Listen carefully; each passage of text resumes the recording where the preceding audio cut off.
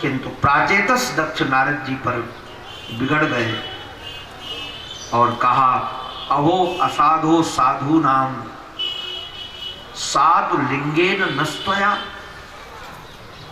हो तो तुम नंबर 1 के दुष्ट, किंतु साधु का कपड़ा पहन के घूम रहे हो। किष्किंधा कांड में हमारे श्री राघवेंद्र सरकार ने वर्षा ऋतु का वर्णन किया है, अद्भुत है। उसमें वर्णन है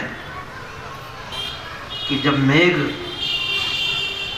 मूसलाधार वर्षा पहाड़ों पर बरसते हैं, उन मेघों की चोट पहाड़ कैसे सहते हैं, जैसे संत जन दुर्जनों के वाक बाण सहते हैं। ये आज से नहीं है कि संतों को गाली मिलती है, सदा से है। आज मैं किसी को कह रहा था कि विपक्ष वाला व्यक्ति चाहे कितना अच्छा पाक काम करे, किंतु पक्ष वाले लोग उसकी कभी प्रशंसा नहीं कर सकते। अंदर से चाहे भले करते हो, किंतु बाहर से कभी प्रशंसा नहीं निकलेगी कि उन्होंने बहुत बढ़िया काम किया है। ये निर्णय उनका राष्ट्रहित में निर्णय है। विपक्ष वाले कह के सब चौपट कर दिया। ऐसे संतों के जो विपक्ष दुर्जन है, वो कभी प्रशंसा नहीं करते। वो दुर्जन लोग संतों को पानी पी पी के गाते हैं, तो पृथ्वी के बोझ है। मैं तो कई बार कहता हूं, एक बात कहूं, बोझ चाहे भले हो किंतु बोझ बढ़ाते तो नहीं है। अगर ब्याह नहीं किया तो कम से कम 2-4 संतानों का बोझ बढ़ाया तो नहीं पृथ्वी पर। और कुछ किए चाहे ना किए हो, बोझ तो नहीं बढ़ाया। इतना काम तो किया ही है कम से कम, किंतु महाराज तब भी नहीं निकलता। नारद जी को खूब गाली मिली, किंतु मुस्कुराते रहे। साधु का स्वभाव यही है, जिसने सहने का गहना पहना है वही साधु है। जो दुर्जनों के बाक बाण न सह सके, उपेक्षा न सह सके, वो साधु कैसा है। ये कपड़ा का नाम साधु नहीं है बाबा। जो सहना जाने उसका नाम साधु। नारद जी चाहते तो दंड दे सकते थे प्राचेतस दक्ष को, नहीं दिया। प्राचेतस दक्ष ने नाराज होकर के कहा कि तुमने हमारे बच्चों को साधु बनाया है, भिक्षोर मार्ग प्रदर्शिता, भिखारी बना दिया।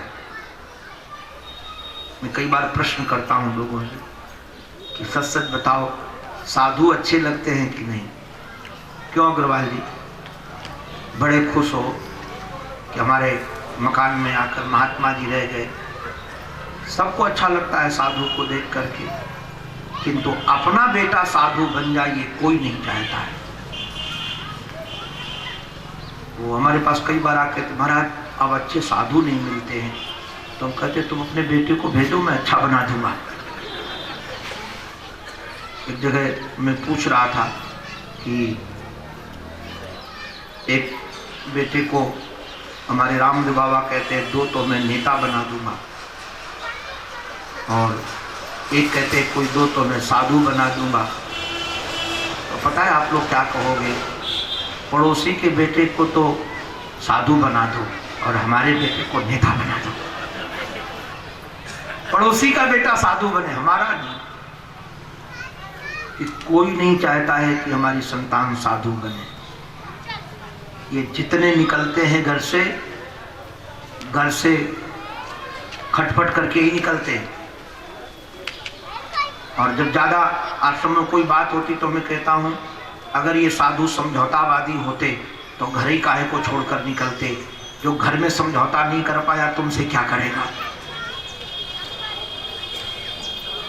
नारद जी को बहुत कुछ कहा कि तुमने हमारे बच्चों को भिखारी बना दिया, इसलिए जाओ, आज के बाद तुम्हारा घर नहीं बनेगा, एक जगह रह नहीं सकोगे। भैया ध्यान रखना, ये संसार कभी नहीं बदलेगा, जब बदलेगा तो विचार बदलेगा। ये सृष्टि कभी नहीं बदलेगी, जब बदलेगी तब दृष्टि बदलेगी, और जिसकी दृष्टि बदल जाती है उसकी सृष्टि बदल जाती है। जिसके विचार बदल जाते हैं उसका संसार बदल जाता है। नारद जी के विचार बदले थे इसलिए संसार बदल गया। दक्ष का श्राप भी उनको श्राप नहीं लगा, आशीर्वाद लगा। उन्होंने कहा वाह वाह, तुमने तो बड़ी कृपा की हमारे ऊपर। अगर मैं कहीं एक जगह आश्रम बनाता तो राग द्वेष से फंस जाता। संत सुखी विचरंत मही। मैं कई बार लोगों को कहता हूं, घोड़ा आड़ा क्यों, फेरा न गया। रोटी जली क्यों, फेरी न गई। पान सड़ा क्यों, फेरा न गया। महात्मा बिगड़ा क्यों, फेरा न गया। अगर एक आश्रम में महात्मा बैठ जाएगा तो राग द्वेष करेगा ही करेगा। इसलिए घूमते रहो, बड़े फायदे हैं घूमने में। अब हम लोगों को चाहे कितनी अच्छी अनुकूल व्यवस्था मिले, वो पता है कि 2 तारीख को जिस दिन कथा पूरी होगी यहां से टिकट कट गई है, रह नहीं सकेंगे, तो अच्छी व्यवस्था भी फंसा नहीं सकेगी। और मन के प्रतिकूल भी लोग हों, अनुकूल नहीं प्रतिकूल भी हों, तब भी लगता है चौथा दिन है, 3 ही रह गए हैं। दोनों में राग द्वेष नहीं है। और यही हो जाए कि अब यहीं रहना है, तो फिर तो खटपट चालू हो जाए। तो उन्होंने कहा हमको आशीर्वाद दे दिया। आनंद से नारद जी चले गए। किंतु दक्ष ने 60 कन्याएं उत्पन्न किया। 60 कन्याओं की संतानों से ये संसार भरा है। एक तुष्टा नाम के महात्मा थे, रचना नाम की देवी के माध्यम से एक विश्वरूप नामक पुत्र उत्पन्न किया। बहुत विद्वान थे विश्वरूप। उनका वर्ण इंद्र ने करके यज्ञ किए। सुखदेव जी महाराज से राजर्षि परीक्षित ने पूछ दिया, इंद्र के आचार्य तो बृहस्पति हैं, तो विश्वरूप को अपना आचार्य क्यों बनाया? बोले एक बार इंद्र की सभा में बृहस्पति गए तो इंद्र को लगा कि गुरु जी आए हैं और मैं तो नाच गान में आनंद में हूं, अगर देखूंगा तो कुर्सी डलवानी पड़ेगी, सम्मान करना पड़ेगा और रस में विघ्न पड़ेगा, इसलिए देख करके भी अनदेखा कर दिया। बृहस्पति सभा छोड़कर चले गए कि अब तुम्हारे हम आचार्य नहीं रहेंगे क्योंकि तुमने सम्मान नहीं किया। तो देवताओं ने विश्वरूप को आचार्य बनाया। विश्वरूप ने देवताओं को नारायण कवच की दीक्षा दी। ये 6वें स्कंद के 8वें अध्याय में बहुत दिव्य वर्म है, कवच है। एक एक नाम लेकर एक एक अंग की रक्षा की कामनाएं। उस कवच के प्रभाव से देवता पुनः स्थापित हुए, पद प्रतिष्ठा से सर्वालंकृत हुए। विश्वरूप को आचार्य बना करके यज्ञ कर रहे थे। विश्वरूप की मां मृत्यु पक्ष की थी, असुर पक्ष की, इसलिए महाराज आहुति कभी कभी मामा के पक्ष में भी डाल देते थे। इसलिए देवताओं ने उनकी गर्दन काट दी। ये पक्ष विपक्ष जब से सृष्टि बनी है तब से है। और ये संघर्ष, आप लोग भ्रम में मत पड़ जाना कि संघर्ष समाप्त हो जाएगा तब हम शांति से रहेंगे। इस संघर्ष में ही शांति खोजनी पड़ेगी। जो विज्ञान के विद्यार्थी हैं उनको पता है, जिस दिन गर्भाधान होता है पुरुष का वीर्य, उसमें जो पावरफुल अणु होते हैं, कीटाणु, दूसरों को मार करके आगे बढ़कर वही गर्भ का रूप धारण करते हैं। शुरू से जब से सृष्टि बनी है तब से दैवासुर संग्राम रहा है, रहेगा। ये चाहे कोई कितना भी आवाज लगा लगा करके कहे कि धर्म का नाश हो जाए या अधर्म का नाश हो जाए, धर्म की प्रतिष्ठा हो जाए, ये कभी होने वाला नहीं। इस सृष्टि में धर्म भी रहेगा, अधर्म भी रहेगा। यहाँ सज्जन भी रहेंगे, दुर्जन भी रहेंगे। राम ने बहुत प्रयास किया, कृष्ण ने बहुत प्रयास किया, किंतु विचार करना उसी राम राज्य में एक धोबी कहने वाला था कि नहीं था। उसी कृष्ण राज्य में कृष्ण को कलंक लगाने वाले लोग थे कि नहीं थे? थे। सृष्टि गुण दोष में है ही। आप विचार कीजिएगा, कभी वह जब मारा गया तो पिताजी को बड़ी पीड़ा से तो ब्रह्म हत्या प्रकट हुई तो 4 भागों में विभक्त कर दी देवताओं ने, वृक्षों को, नदी को, पृथ्वी को और माताओं को। वृक्षों में जो गोंद है वो ब्रह्म हत्या का प्रतीक है। आशीर्वाद दिया कि कितनी भी डालियां काटो हरी भरी हो जाएंगी, फिर डालियां निकलेंगी। भूमि में जो ऊसर भूमि है वो ब्रह्म हत्या का प्रतीक है। और आशीर्वाद दिया कोई कितने भी गड्ढे खोदे तुम्हारे घर जाएंगे। ये जल में जो फेन बुदबुद है ये ब्रह्म हत्या का प्रतीक है और जीवन देने का आशीर्वाद दिया। माताओं में जो रजो धर्म है ये ब्रह्म हत्या का प्रतीक है, किंतु सस्वत काम बरा रोहो, ये आशीर्वाद ब्रह्म हत्या को स्वीकार करने के कारण मिला। बाद में नारायण दुष्टा महात्मा हमारे यज्ञ करते हैं, इंद्र को मारने के लिए बेटा पैदा करते हैं। वह विराट पुरुष ऐसे पैदा हो, व्रत घेर लिया उसने, उसका नाम वृत्रासुर रखा गया। उसने युद्ध करके इंद्र को भी परास्त करके स्वर्ग में अधिकार प्राप्त कर लिया। कोई अस्त्र शस्त्र से वृत्रासुर मरता नहीं था। भगवान से प्रार्थना की तो कहा कि केवल यदि मरेगा तो दधीची की हड्डियों से मरेगा। दधीची की हड्डियां जब मांगने के लिए गए, आप मूल पढ़िएगा तो पता चलेगा, बड़ी रहस्य की बातें हैं वहां। कहानी तो जो भी कहती है उसको समझने लायक है। एक ऋषि से एक राजा हड्डियां मांगने गया। कौन व्यक्ति अपनी हड्डियां देगा? जब उन्होंने धर्म की बातें सुनी, और सच कहें इसका नाम धर्म है, यदि एक के नष्ट होने से हजारों की रक्षा हो जाए तो एक को नष्ट कर देना धर्म है। आप ध्यान रखना, लोग समझते हैं अहिंसा ही परमो धर्म, ये बिल्कुल गलत है। ये जब से बुद्ध का अवतार हुआ तब से भारत गुलामी की जंजीरों में कसता चला गया।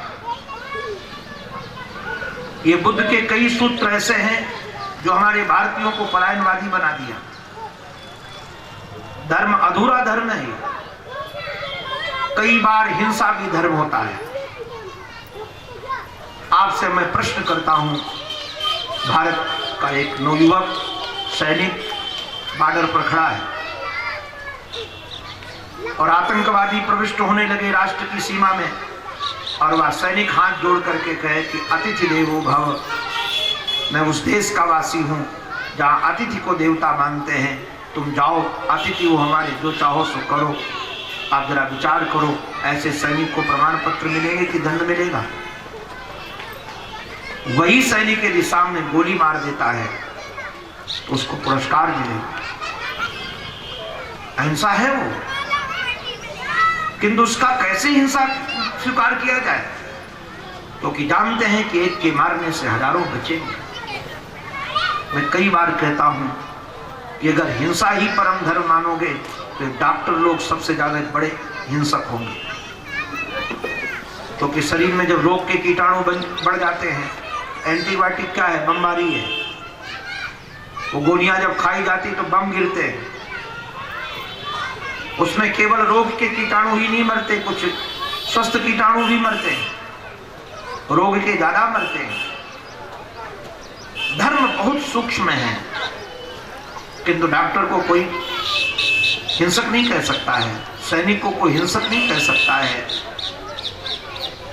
कहां पर व्यक्ति खड़ा है उसके आधार पर धर्म का निर्धारण होता है।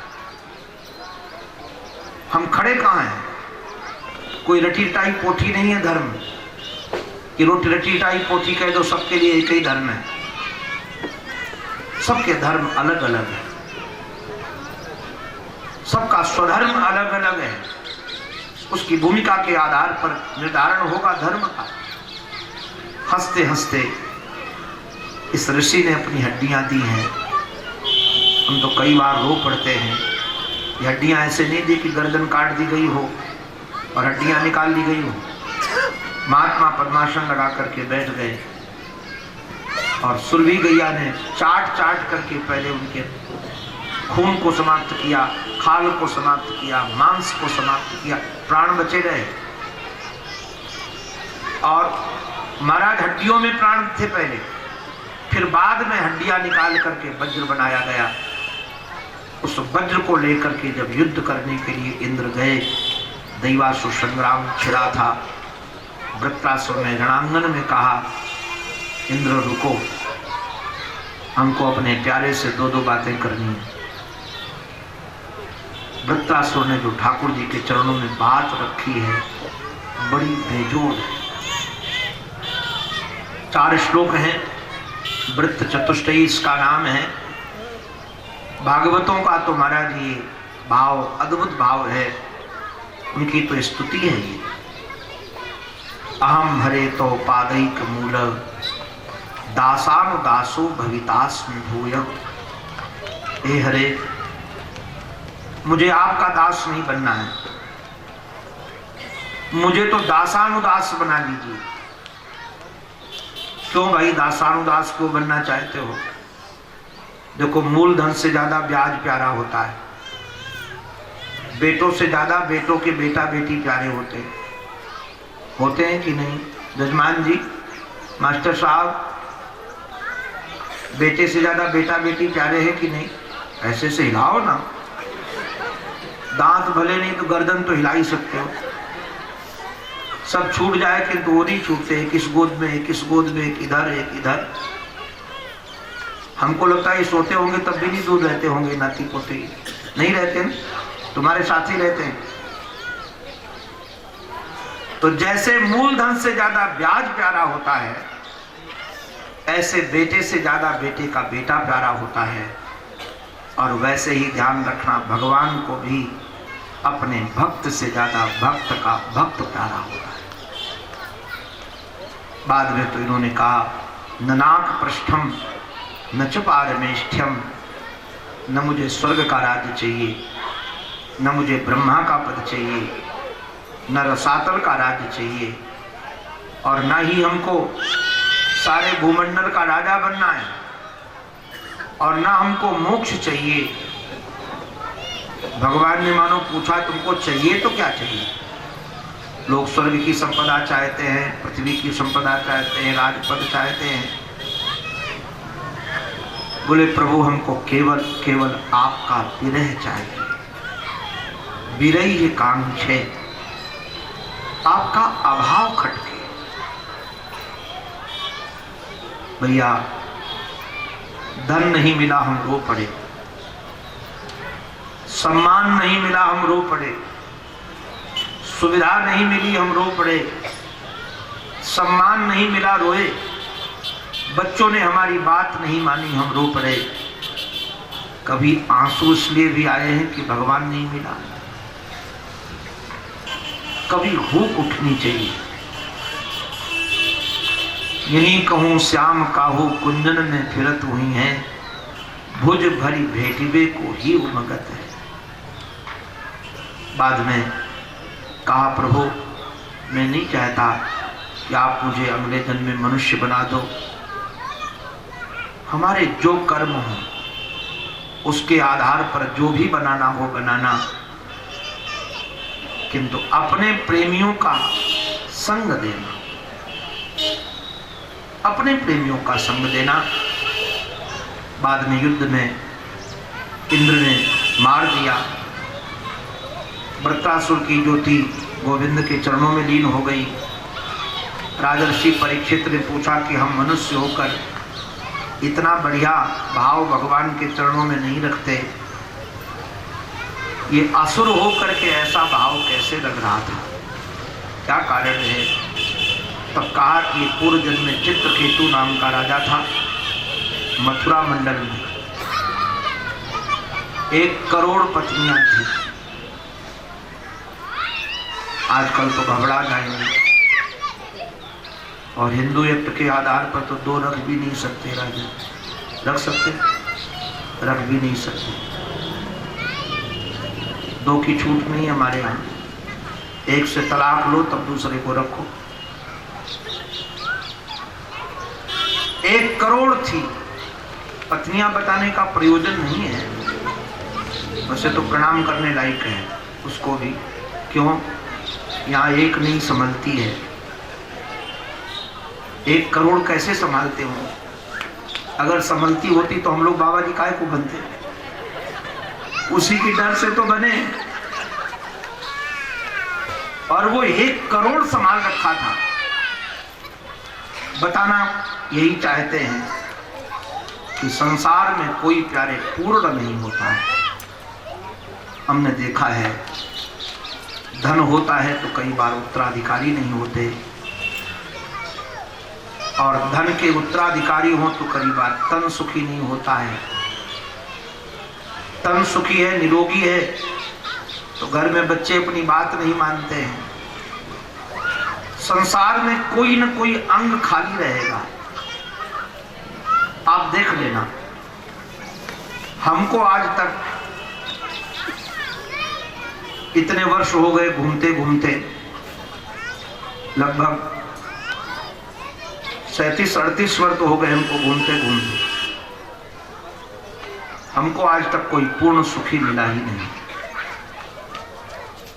ऊपर से जो लोग बहुत सुखी होते हैं, थोड़ा अंदर जाओ तो इतनी पीड़ा होती है कुछ पूछो नहीं। कोई न कोई रिक्त स्थान है। 1 करोड़ पत्नियां होने के बाद भी कोई पुत्र नहीं था। अंगिरा महात्मा की कृपा से वो पुत्र मिला, किंतु बंधुओं, राजा का अनुराग ज्यादा बड़ी रानी कृतद्रुति के प्रति हुआ।